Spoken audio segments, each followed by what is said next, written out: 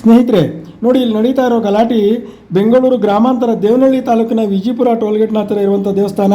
ಇಲ್ಲಿ ಅರ್ಚಕ ಲೋಕನಾಥಾಚಾರಿ ಮತ್ತು ದೇವಸ್ಥಾನದ ನಿರ್ಮಾತೃ ಪ್ರಕಾಶ್ ಎಂಬುವರ ನಡುವಿನ ಫೈಟಿಂಗ್ ಇದು.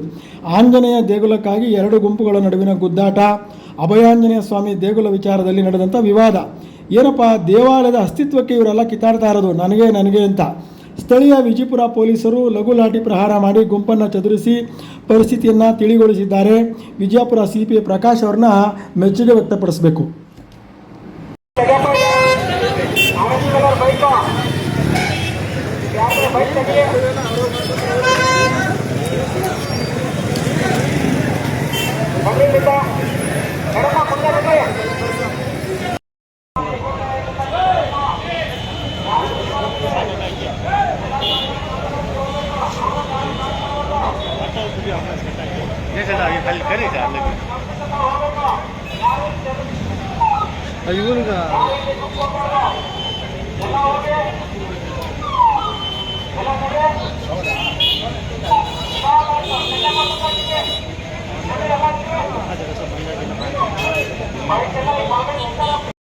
ನಿಮ್ಮ ಒಂದು ಮತ 5 ವರ್ಷಗಳ ರಾಜ್ಯದ ಅಭಿವೃದ್ಧಿಗೆ ಸಮ.